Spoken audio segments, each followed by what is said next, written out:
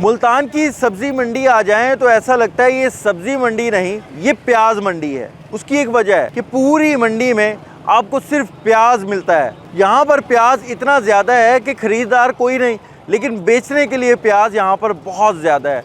यही वजह है कि प्याज की कीमत ना होने के बराबर है।